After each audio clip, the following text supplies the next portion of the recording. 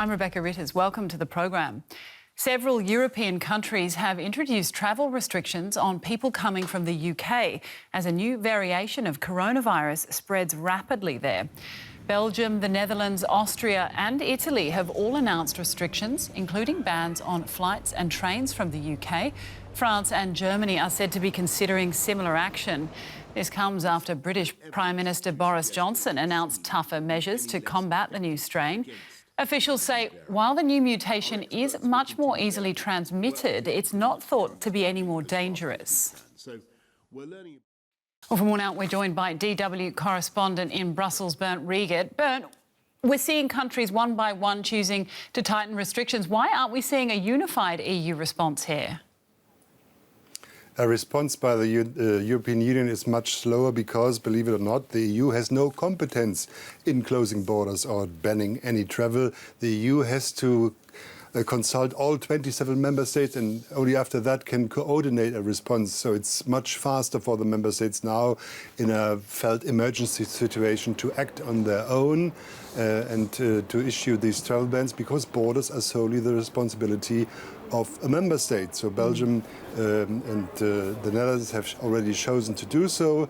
And it's very likely that also Germany, France, Italy and others will fall in line and also close their borders for flights at least. And also the tunnel is closed now for trains, but freight is still going on and there are also ferries going, so it's not a total shutdown of the United Kingdom. But it's a severe blow, of course, to any travel activity. But travel was already banned in the UK for Christmas. All right, the British Health Secretary says that cases of the strain of the virus have already been found in Europe. Is it too late to stop it spreading across into the continent? Well, this is hard to tell because the United Kingdom, the authorities just told the European authorities on Friday that this virus is 17% more transmissible than the original strain. That's why now people are entering a kind of an emergency mode. The new virus strain is known since September already, so it's highly likely that it is already on the continent and elsewhere in the world. Now, of course, we can't forget that the clock is also ticking on Brexit negotiations. What effect will this likely have on the negotiations? The Brexit talks are going on here in Brussels, given the fact that the United Kingdom is now under so much stress because of this new strain of the virus. There's speculation that the United Kingdom will ask for an extension of the negotiation period so that they will not go into total chaos in 12 days from now on. So maybe the negotiations will drag on and the EU is very likely to accept that because they don't want to push Britain over the cliff right now. All right, Bernd Riegert in Brussels, thanks very much for the update.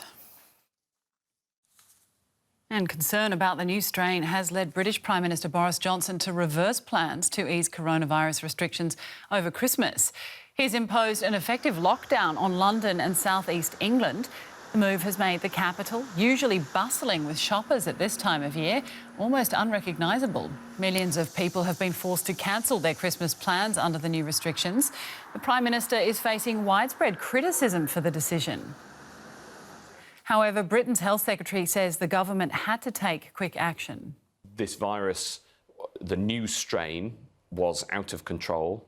We've got to get it under control.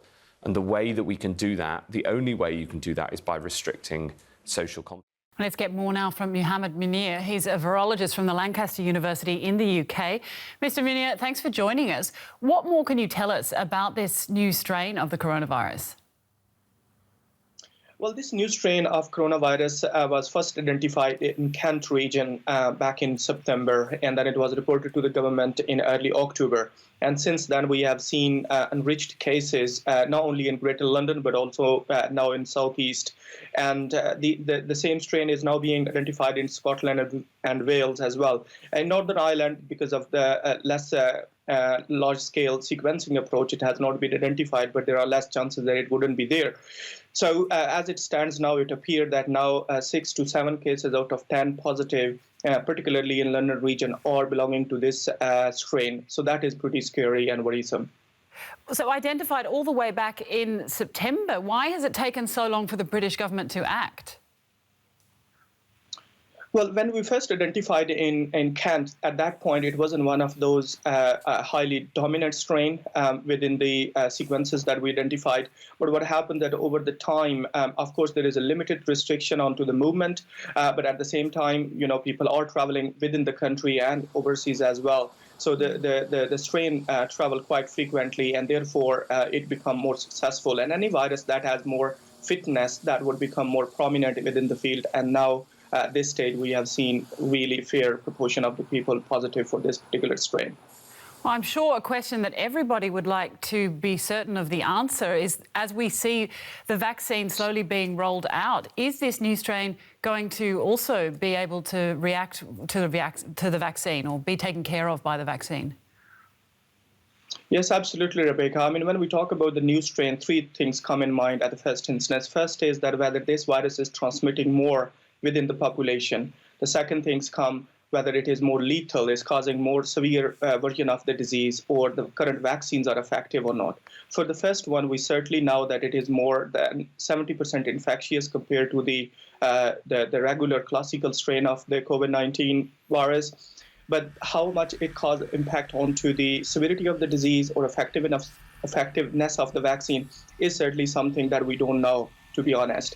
But this is something that Public Health England is working very effectively, and within a few weeks we will have more information. But it is less likely it's going to significantly impact onto the vaccine success. So therefore, the current vaccine program that is ongoing would not have any significant setback.